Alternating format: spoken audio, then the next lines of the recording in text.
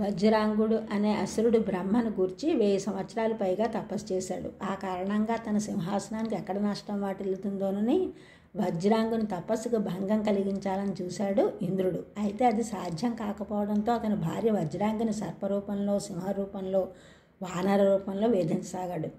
తపస్సు నుండి బయటికి వచ్చిన వజ్రాంగుడికి ఇంద్రుని చర్య తెలిసి దృఢ సంకల్పం ఇంద్రుని ఓడించగల పుత్రునికే తపం ఆచరించాడు. బ్రహ్మ నుండి వరం పొందిన వజ్రాంగుడు తారకాసురుడికి జన్మనిచ్చాడు. తారకాసురుడు కూడా బ్రహ్మను గూర్చి తపమాచరించి 10 సంవత్సరాల కంటే తక్కువ వయసు గల బాలుడే తనను సంహరించేలా వరాన్ని పొందాడు.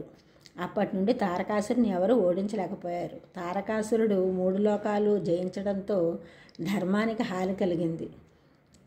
తారకాసురుడు అతని సోదరులు అధర్మానికి, అన్యాయానికి, దుర్మార్గానికి ప్రతీకలు. శివునికి, శక్తికి జన్మించిన పుత్రుడు మాత్రమే తారకాసురుని చంపగలని బ్రహ్మ దేవతలకు సూచించాడు. దేవతలు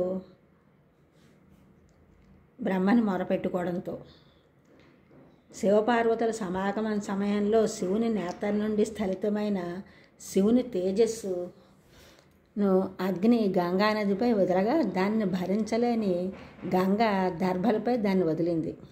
ఆ తేజస్సు బాలునిగా అవతరించింది. షట్కృతికలు ఆ బాలుని పెంచారు. అందువలనే అతడు కార్తికేయుడయ్యాడు. దేవతలు ఆ బాలుని తమ సేనాధిపతిగా నియమించుకున్నారు.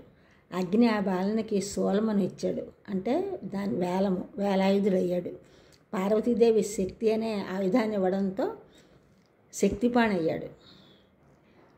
ఈ ఛానల్ చూసిన వాళ్ళందరూ సబ్స్క్రైబ్ చేయండి, షేర్ చేయండి, లైక్ చేయండి, కామెంట్ చేయండి. సబ్స్క్రైబ్ చేసిన వాళ్ళందరూ కూడా కృతజ్ఞతలు. షేర్ చేసిన, లైక్ చేసిన వారు, కామెంట్ చేసిన వాళ్ళందరికీ కూడా ధన్యవాదములు.